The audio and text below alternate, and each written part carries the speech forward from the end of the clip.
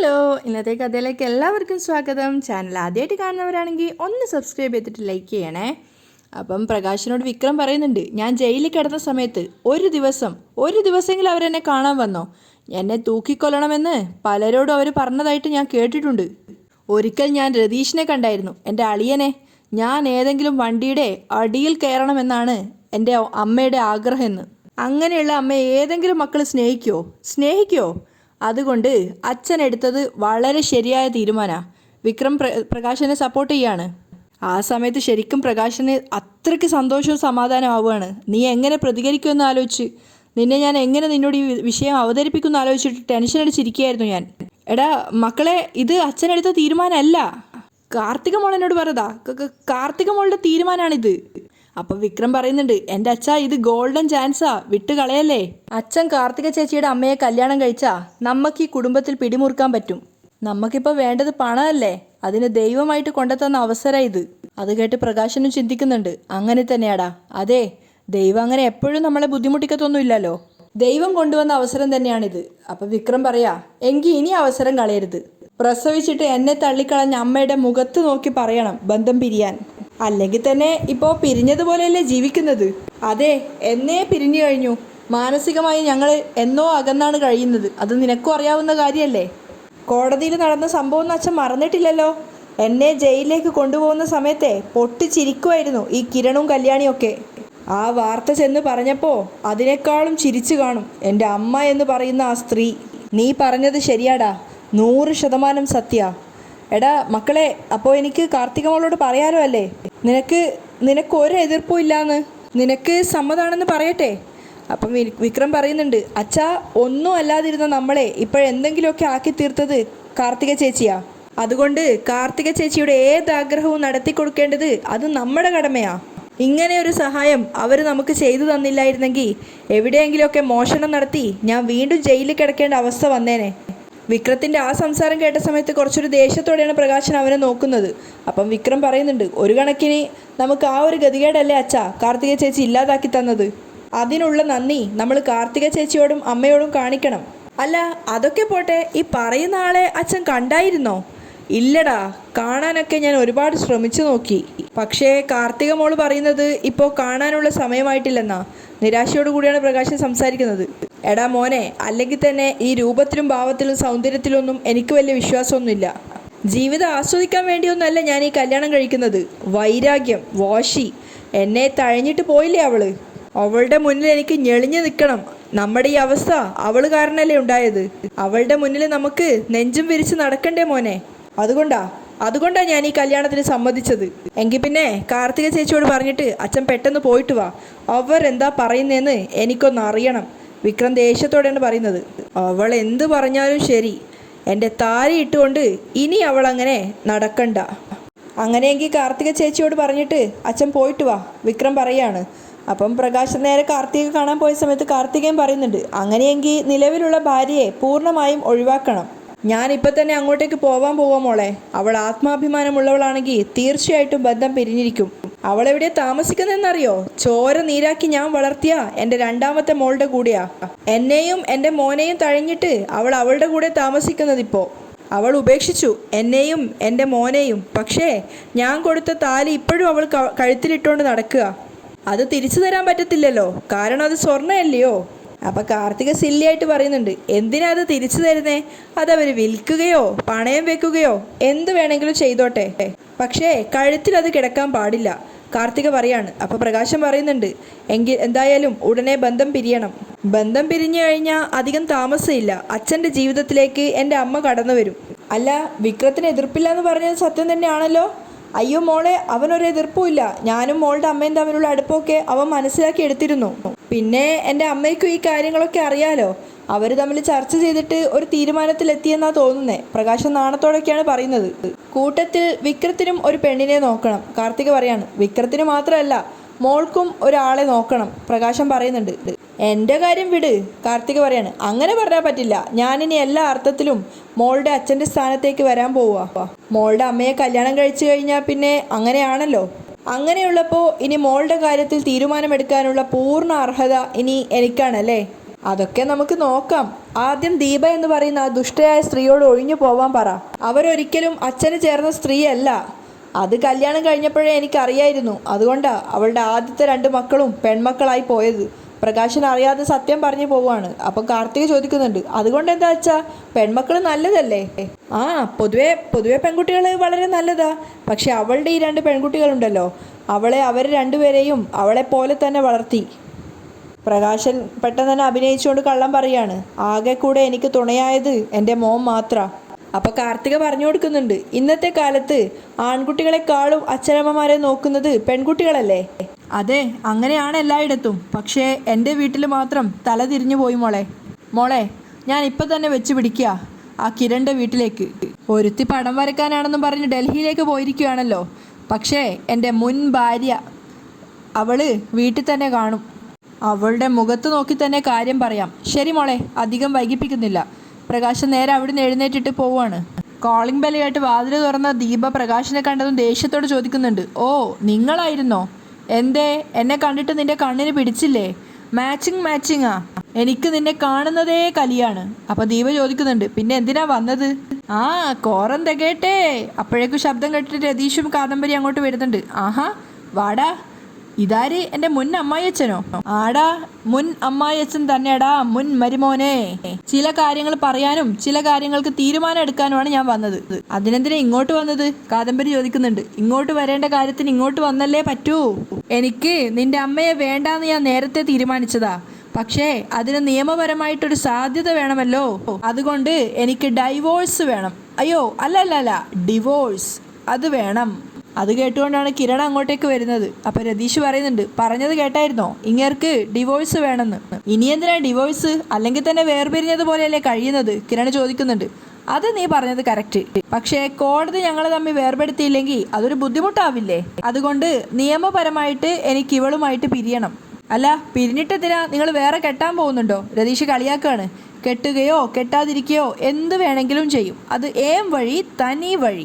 പിന്നെ ഒരു പെണ്ണ് കെട്ടാനുള്ള ഗ്ലാമറൊക്കെ എനിക്ക് ഇപ്പോഴും ഉണ്ട്. എന്ത്, വല്ല തർക്കമുണ്ടോ ആർക്കെങ്കിലും?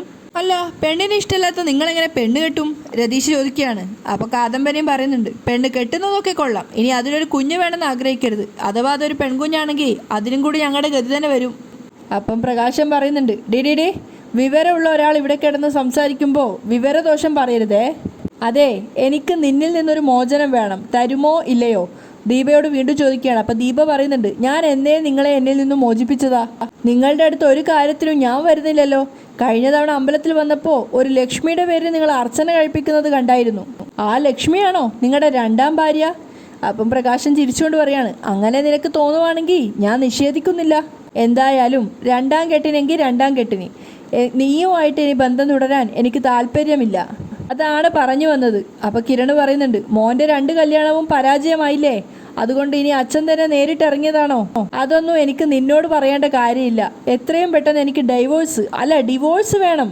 അതാണ് എൻ്റെയും എൻ്റെ മോൻ്റെയും എൻ്റെ അമ്മയുടെയും തീരുമാനം. അപ്പോൾ കിരൺ പറയുന്നുണ്ട്, ഏതായാലും ഞങ്ങളൊന്ന് ആലോചിക്കട്ടെ. അത് കേട്ട് പ്രകാശൻ ചെറുതായിട്ടൊന്ന് ഞെട്ടുകയാണ്.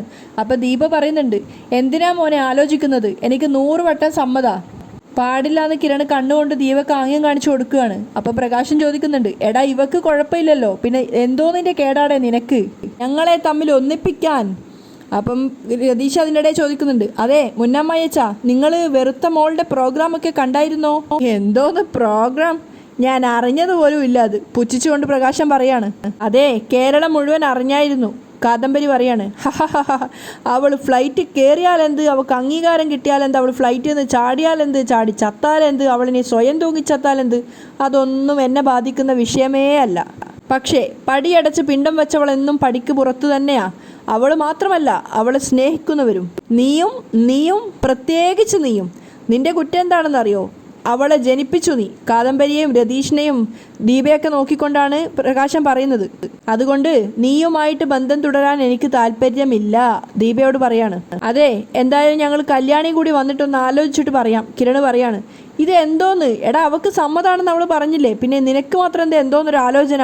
പ്രകാശൻ ചൂടായിക്കൊണ്ട് പറയാണ്. അപ്പം കിരൺ പറയുന്നുണ്ട്, എങ്കിലും നിങ്ങൾ വേറൊരു സ്ത്രീയെ വഞ്ചിക്കാൻ പോവല്ലേ, അത് വേണമെന്നൊന്ന് ആലോചിക്കണമല്ലോ. അപ്പം പ്രകാശൻ പറയാണ്, അതെ, ഞാൻ വേറെ കെട്ടാനല്ല ഇപ്പോൾ ഡിവോഴ്സിന് വേണ്ടി നിങ്ങളുടെ മുൻപിൽ വന്ന് നിൽക്കുന്നത്. ഇവളുടെ ഈ കഴുത്തിൽ കിടക്കുന്ന താലിയില്ലേ, അത് കാണുമ്പോഴൊക്കെ എനിക്ക് എന്താ പറയുക, ഇറിറ്റേഷൻ, വല്ലാത്തൊരു ഇറിറ്റേഷൻ തോന്നുക. ആ താലി എനിക്ക് ഊരി വേണം, അതിനാ ഞാൻ ഇങ്ങോട്ട് വന്നത്. അത് കേട്ടതും ദീപ ആദ്യം അവളുടെ താലി മറച്ചു പിടിക്കുകയാണ്. അത് കണ്ട് പ്രകാശൻ അഹങ്കാരത്തോടെ ചിരിക്കുന്നുണ്ട്. അപ്പം ദീപ അവളുടെ കഴുത്തിൽ കിടന്ന താലി ഊരാൻ നോക്കുമ്പോഴേക്കും കിരൺ പറയാണ്, അമ്മേ വേണ്ട. എടാ, അവൾ നല്ലൊരു കാര്യം ചെയ്യാൻ നിൽക്കുമ്പോൾ നീ അതിനിടെ തടസ്സം പറയല്ലേ, പൊട്ടിച്ചു തരട്ടെ, അല്ലെങ്കിൽ ഊരി തരട്ടെ. പക്ഷെ ദീപ അപ്പോഴേക്കും ആ സാഹസം നിർത്തിയിട്ടുണ്ടായിരുന്നു. അപ്പോൾ കിരൺ പറയുന്നുണ്ട്, നിങ്ങളിപ്പോൾ പോ, ഞങ്ങൾ ആലോചിച്ചിട്ട് തീരുമാനം പറയാമെന്ന് പറഞ്ഞല്ലോ. ഡാ ഡാ ഡാ ഡാ മനുഷ്യനായാലേ അല്പം നാണം വേണം. നീയൊക്കെ എന്താ കരുതിയത്? എൻ്റെ മോൻ ജയിലിൽ പോയപ്പോൾ ഞാനും എൻ്റെ അമ്മയൊക്കെ ഓടക്കുഴി കിടക്കുമെന്നോ? എൻ്റെ അമ്മ അയൽവക്കത്ത് ജോലിക്ക് വന്നപ്പോൾ നീയും നിൻ്റെ അംഗീകാരം കിട്ടാൻ വേണ്ടി പോയ ആ മുതലില്ലേ, അതൊക്കെ ഇവിടെ നിന്ന് കളിയാക്കി ചിരിക്കുകയായിരുന്നു.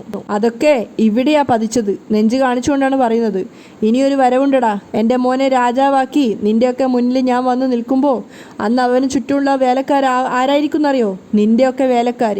അതൊക്കെ കേട്ടിട്ട് കിരണിന് പുച്ഛം തോന്നുകയാണ്. അപ്പം പ്രകാശം പറയുന്നുണ്ട്, അവരെയൊക്കെ സൂപ്പർവൈസ് ചെയ്യാൻ പോകുന്നത് ഞാനും എൻ്റെ അമ്മയും ആയിരിക്കും കേട്ടോ. കിരൺ സാറേ. എന്നിട്ട് വീണ്ടും ദീപയുടെ അരികിലേക്ക് വന്നിട്ട് പറയാണ്, എടി, ഇത്രയും കാലം എൻ്റെ കൂടെ ജീവിച്ച് എന്നെ ബുദ്ധിമുട്ടിച്ച് എന്നെ ഒരു വഴിയാധാരമാക്കിയതിന് നിനക്കൊരു സല്യൂട്ട് തന്നേ മതിയാവൂ കേട്ടോടി, എക്സ് വൈഫ് ഓഫ് പ്രകാശൻ. നമസ്കാരം, പോട്ടെ എന്ന് പറഞ്ഞിട്ട് എല്ലാവരോടും യാത്ര ചോദിക്കുന്നത് പോലെ പരിഹസിച്ചിട്ട് പ്രകാശൻ അവിടുന്ന് ഇറങ്ങി പോവുകയാണ്. പ്രകാശൻ പോയതിനു ശേഷം ദീപ കിരണിനോട് പറയുന്നുണ്ട്, ഈ താലി ഞാൻ അയാൾക്ക് പൊട്ടിച്ചു കൊടുക്കുമായിരുന്നല്ലോ മോനെ, പിന്നെ എന്തിനാ മോൻ തടഞ്ഞത്? വരട്ടെ, അയാളുടെ താലി കഴുത്തിലിടുന്നത് പോലും അമ്മയ്ക്ക് ഇഷ്ടമല്ലെന്ന് എനിക്കറിയാം. കിരൺ പറയുന്നുണ്ട്, ഞങ്ങൾക്കും അങ്ങനെ തന്നെയാ, പക്ഷെ അത്ര പെട്ടെന്ന് അയാൾ പറയുന്നത് അങ്ങനെ അംഗീകരിച്ചു കൊടുക്കാൻ പാടില്ല. ഇതിന് പിന്നിലുള്ള അയാളുടെ ലക്ഷ്യം എന്താണെന്ന് അറിയണമല്ലോ. മാത്രമല്ല, ഈ ഒരു കാര്യത്തിന് പിന്നിൽ അയാൾക്ക് എന്തോ ഒരു ചതി പറ്റിയിട്ടുണ്ട്. അതൊക്കെ കണ്ടെത്തണം. അത് കഴിഞ്ഞു മതി ബന്ധം പിരിയൽ. എല്ലാവരും അത് അംഗീകരിക്കുകയാണ്. കിരൺ അവിടുന്ന് പോയ സമയത്ത് കാദംബരി അമ്മയോട് പറയുന്നുണ്ട്, അയാൾ രണ്ടാമത് കെട്ടാൻ പോകുന്നു എന്നുള്ള കാര്യം ഉറപ്പാ, അതിനുള്ള പോക്കാ. എടി, അയാൾ 2ഓ 3ഓ എത്രയാണെന്ന് വെച്ചാൽ കെട്ടട്ടെ. എന്തായാലും കിരൺ സാറ് പറഞ്ഞതുപോലെ ഇതിന് പിന്നിൽ എന്തെങ്കിലും ഒരു ചതിയുണ്ടെങ്കിൽ അത് എത്രയും പെട്ടെന്ന് പിടിക്കപ്പെടും. രതീഷ് പറയാണ്, മിക്കവാറും അച്ഛനും മോനും ഒന്നിച്ചായിരിക്കും ജയിലിൽ പോകുന്നതെന്നാണ് എനിക്ക് തോന്നുന്നത്. എവിടെ പോയാലും ഞങ്ങൾക്കാർക്കും ഒരു വിഷമവും ഇല്ല. അത്രയ്ക്ക് മടുത്തു രതിയേട്ടാ എല്ലാത്തിനെയും. അച്ഛനെ കാത്ത് നിൽക്കുകയായിരുന്നു വിക്രം. പ്രകാശൻ അരികെ വന്നിട്ട് പറയുന്നുണ്ട്, എടാ മോനെ, എല്ലാ കാര്യവും ഞാൻ അവതരിപ്പിച്ചിട്ടുണ്ട്. ഞാനെല്ലാം പറയുമ്പോൾ എൻ്റെ 2 മരുമക്കളും പിന്നെ നിൻ്റെ അമ്മയും ഉണ്ടായിരുന്നു അവിടെ. അത് കേട്ട് വിക്രം ദേഷ്യത്തോട് പറയുന്നുണ്ട്, അച്ഛാ, അവരെൻ്റെ അമ്മയാണെന്ന് പറയരുത്. എനിക്ക് അങ്ങനെ ഒരു അമ്മയില്ലല്ലോ, അച്ഛൻ അങ്ങനെ ഒരു ഭാര്യയും ഇല്ല. എന്തായാലും സംഗതി നടക്കുമല്ലോ. എടാ, അങ്ങനെയൊന്നും പറയാൻ പറ്റില്ല. നമ്മൾ നല്ല സ്ഥിതിയിലായതുകൊണ്ട് ഒരുപക്ഷെ അവൾ കയറി ഉടക്കിടാനും സാധ്യതയുണ്ട്. ഡിവോഴ്സ് കഴിഞ്ഞ ഉടനെ അച്ഛൻ കല്യാണി ചേച്ചിയുടെ അമ്മയെ കല്യാണം കഴിക്കണം. അത് തരക്കേടില്ലാത്തൊരു കല്യാണവും ആയിരിക്കണം. എന്നിട്ട് അതിൻ്റെ ഇൻവിറ്റേഷൻ ലെറ്റർ അവർക്കും അയച്ചു കൊടുക്കണം. എന്നാൽ പിന്നെ 2 കല്യാണം ആയാലോ? അച്ഛൻ എന്താ ഉദ്ദേശിച്ചത്? എടാ, എൻ്റെയും നിൻ്റെയും കല്യാണം ഒരേ മണ്ഡപത്തിൽ ഒരേ ദിവസം ആയാലോ എന്നാണ് ഞാൻ ഉദ്ദേശിച്ചത്. അത് വേണ്ടാന്ന് ഞാൻ പറഞ്ഞല്ലോ, വിക്രം പറയാണ്. എടാ, അങ്ങനെയൊന്നും പറയണ്ട, പെട്ടെന്ന് തന്നെ തീരുമാനം എടുക്കണ്ട. ഇപ്പം എന്നെ ഒരാൾ വിളിച്ചിട്ടുണ്ടായിരുന്നു. നിനക്ക് പറ്റിയ നല്ല കല്യാണാലോചന അവരുടെ കയ്യിലുണ്ടെന്നാണ് പറഞ്ഞത്. അച്ഛാ, എടുപിടിന്ന് കല്യാണം വേണോ അച്ഛാ? 2 കല്യാണം കഴിഞ്ഞു. ഒരുത്തിയാണെങ്കിൽ എന്നെ പറ്റിക്കുകയും ചെയ്തു. ഇനിയിപ്പോൾ അതുപോലെയൊക്കെ ആരെങ്കിലുമൊക്കെ ആണെങ്കിലോ? ഈ കിരണിനും കല്യാണിക്കുമൊക്കെ നമ്മളോട് ഭയങ്കര ദേഷ്യമാണ്.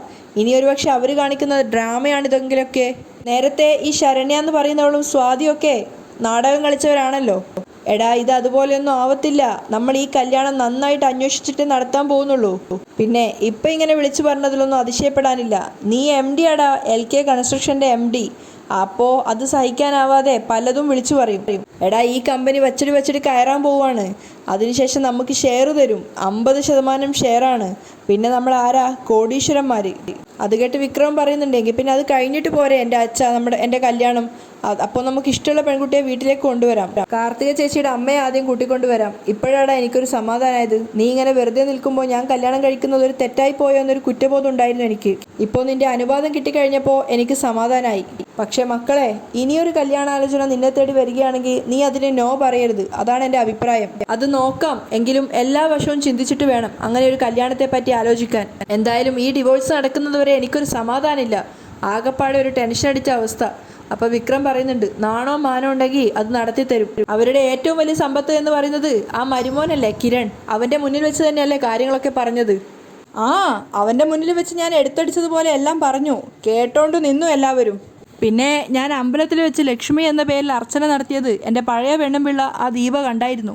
അതുകൊണ്ട് ചിലപ്പോൾ ഈ ഡിവോഴ്സ് കഴിഞ്ഞാൽ ഞാൻ ലക്ഷ്മിയെ കെട്ടാൻ വേണ്ടിയിട്ടാണോ എന്ന് ദീപക്കൊരു സംശയമില്ലാതില്ല. അപ്പം വിക്രം പറയുന്നുണ്ട്, അച്ഛാ ഡിവോഴ്സ് നടക്കുന്ന അന്ന് എനിക്ക് ആ കോടതിയിൽ വരണം. അന്ന് വെറുതെ ഡിവോഴ്സ് നടന്നാൽ പോരാ, എൻ്റെ അമ്മ എന്ന് പറയുന്ന ആ സ്ത്രീയുടെ കഴുത്തിൽ കിടക്കുന്ന താലിയുണ്ടല്ലോ അതെനിക്ക് പൊട്ടിച്ചെടുക്കണം. അപ്പം പ്രകാശനും പറയുന്നുണ്ട്, അവള് സ്വമനസ്സാലെ ഊരി തന്നില്ലെങ്കിൽ ഞാൻ ആ താലി പൊട്ടിച്ചിങ്ങ് എടുക്കുവടാ. അതെൻ്റെ ഒരു വാശിയാ. നമ്മൾ ഇത്രയും കാലം കഷ്ടപ്പെടുത്തിയില്ലേ, അങ്ങനെ അവൾ എൻ്റെ താലിയും കഴുത്തിൽ അണിഞ്ഞുകൊണ്ട് നടക്കണ്ട. പ്രകാശനേക്കാളും വാശി വിക്രത്തിനായിരുന്നു. അവിടെയാണ് ഇന്നത്തെ എപ്പിസോഡ് വൈൻഡപ്പ് ചെയ്യുന്നത്.